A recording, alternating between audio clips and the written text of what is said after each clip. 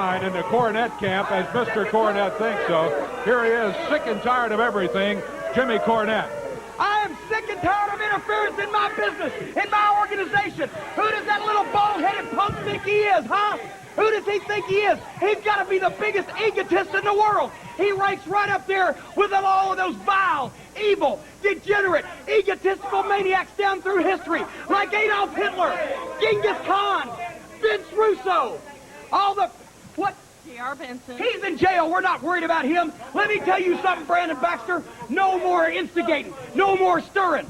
Because right here today, you have seen that the organization is all together. Sometimes when a great athlete has a competitive spirit, has a fire down deep in his belly, that fire bubbles over.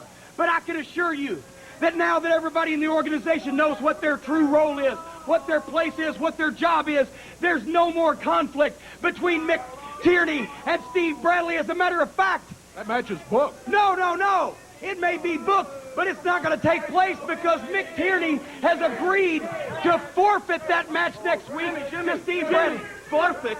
What in God's name are you talking about, son? Remember I told you about As God is my witness, I have never forfeited a match in my life. Now, let me tell you something. A Protestant's got a better chance in hell than Mr. Bradley has of me forfeiting that match.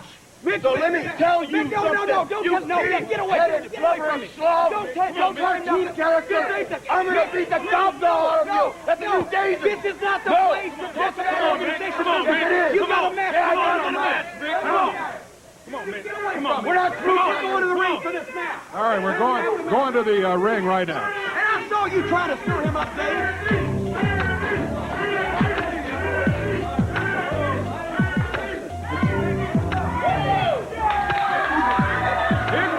Robbie D in, and Mick Tierney's in right now. Let's go to David Evans in the ring. Robbie D. Robbie D in there against Mick Tierney.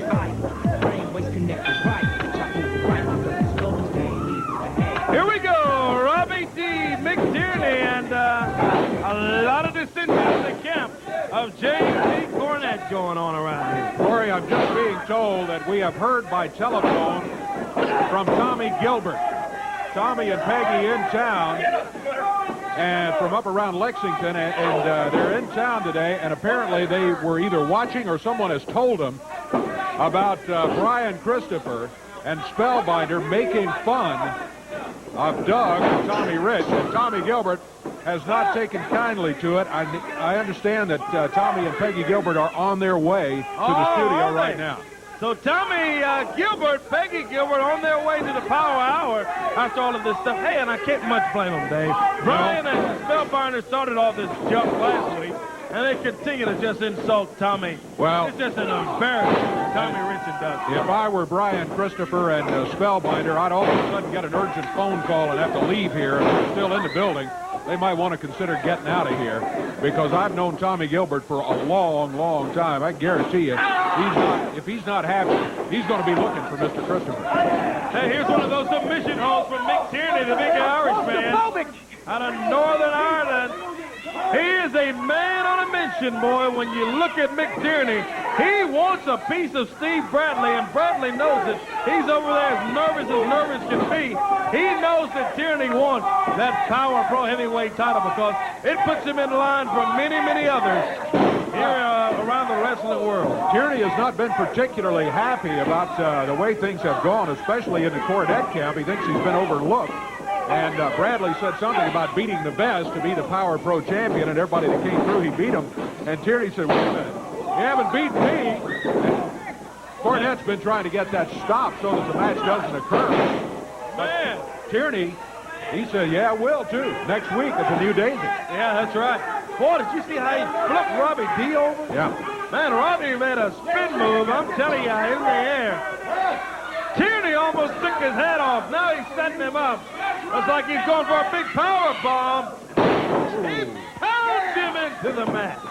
Boy, he throws him down hard, and Robbie D has taken a beat here today from Mick Tierney, I'm telling you.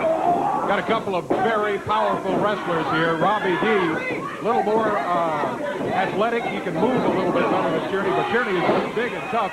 Bradley just hit Tierney with the belt. A cover by Robbie D.